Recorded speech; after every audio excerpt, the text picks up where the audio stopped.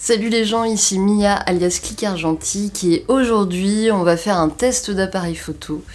On va parler du très cher Papy, le Nikon F apparu en 1959 au Japon. Il est là, ici.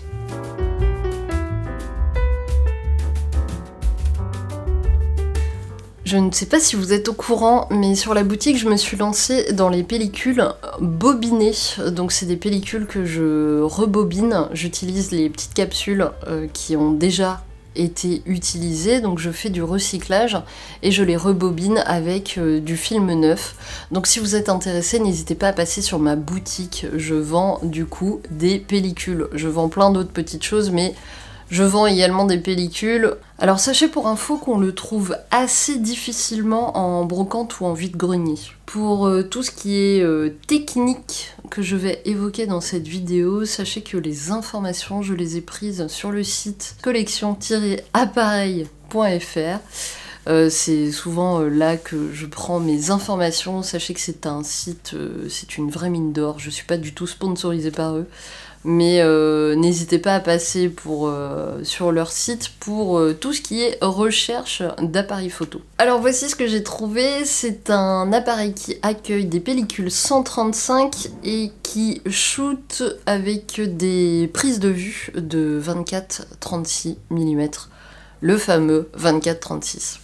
L'avancement de la pellicule se fait à l'aide d'un levier et le rembobinage à l'aide d'une manivelle, la classique manivelle. La vitesse d'obturation, elle est assez folle pour un appareil de cette époque-là, puisque le Nikon F peut aller jusqu'à 1 millième de seconde. L'appareil s'ouvre par le bas à l'aide d'un petit clips, et tout l'arrière de l'appareil sort pour qu'on puisse ensuite insérer la pellicule. Sur le bas de l'appareil, vous aurez également le petit pas de vis pour les supports trépieds et vous avez également le réglage des ISO des pellicules. Durant les années 60-70, c'était un appareil qui était réputé pour être robuste et constant.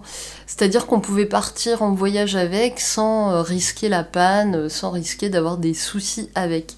Et ça l'est encore aujourd'hui. Donc je suis une personne chanceuse d'avoir un boîtier comme celui-là, parce qu'effectivement, apparemment, s'il est bien entretenu, il n'y a aucun souci de panne. Alors j'ai eu l'occasion de le tester aux alentours de chez moi, et notamment au niveau d'un spot où j'ai découvert que les pigeons se reposaient. Donc c'était plutôt pas mal pour moi. J'ai pris quelques photos justement de ces pigeons-là, je vous laisserai les découvrir dans la vidéo. Je l'ai testé une seconde fois dans une petite ville autour de Lyon. Dans cette vidéo, je l'ai testé avec un zoom 70-300 qui m'a été généreusement offert par une abonnée. Merci à toi, je sais que tu passeras par là. Et c'était plutôt chouette après la difficulté avec ce type d'appareil-là, qui sont des appareils manuels, pour prendre en photo des objets en mouvement rapidement. Le temps de faire la mise au point, bon, c'est un petit peu galère. J'ai certaines images qui sont floues à cause de ça, et également à cause du fait que quand on zoome énormément, le flou de bouger est beaucoup plus amplifié. Et donc voilà, j'aurais dû utiliser un trépied par exemple ce jour-là, ça aurait été un petit peu plus judicieux. Par ailleurs, dans cette vidéo, vous ne me verrez pas utiliser la cellule de l'appareil, pour la simple et bonne raison que je n'ai pas encore investi dans la pile qui se met dans le prisme de mon appareil. Et donc du coup j'ai utilisé soit ma bonne vieille cellule Gosen, soit une application sur mon téléphone portable. Le Nikon F est assez simple d'utilisation. Malgré son prisme qui peut déstabiliser quand on le regarde comme ça reste un appareil assez léger. Bien que tout va dépendre de quel objectif vous lui mettez dessus. Si vous lui mettez un 70-300, forcément il va être un petit peu plus lourd que si vous lui mettez un objectif 50 mm classique. Ce qu'il manque sur mon Nikon F, c'est un viseur poitrine. Enfin non, le viseur poitrine il l'a d'office, mais c'est un petit système avec les petits volets, vous savez, qui s'ouvrent et qui permettent de prendre des photos en plein soleil par exemple. Là, si vous voulez prendre des photos sans ce petit système-là, oubliez. En extérieur, c'est difficilement possible avec une pleine lumière. Ou alors il va falloir que vous utilisez, je sais pas. Mais c'est pas... Moi, j'ai eu des difficultés pour prendre des photos avec ce système-là. Parce qu'une fois, j'avais pas pris mon viseur poitrine. J'avais pas pris mon prisme. J'avais voulu voyager un peu plus léger et j'ai galéré, vraiment beaucoup, notamment pour la mise au point parce qu'on voit pas très bien. Après il existe aussi des œilletons, mais je trouve que l'œilleton, on perd justement le charme du viseur poitrine. Et moi, si j'ai acheté cet appareil-là, c'était pour ça. Pour l'instant, j'ai pas encore pleinement pu tester ce principe-là. Mais d'ailleurs, si vous avez des tips ou des adresses ou des endroits où en trouver un pas cher, ce système avec les petits volets, n'hésitez pas à me mettre un petit commentaire ou à me contacter en message privé sur Instagram. Je serais ravie d'avoir des petits tips pour ça.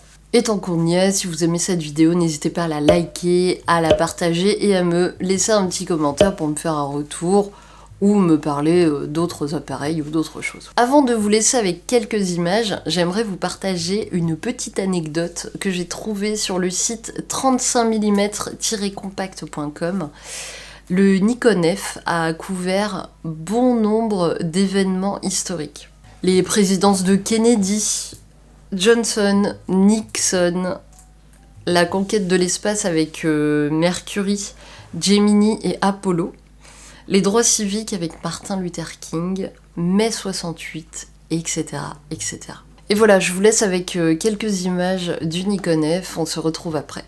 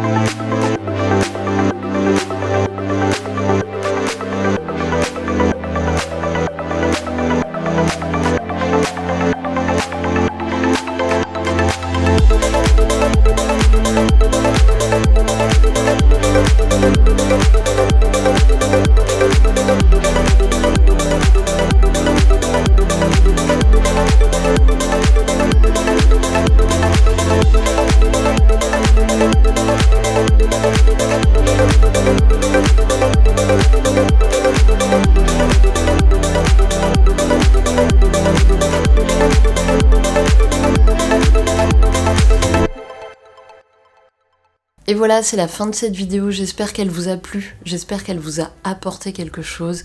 N'hésitez pas à passer sur mon Tipeee pour me soutenir et pour soutenir la chaîne. N'hésitez pas à passer sur ma boutique aussi, clicargentique.fr/boutique. Et voilà, et si la vidéo vous a plu, n'hésitez pas à me laisser un pouce, un commentaire et à la partager.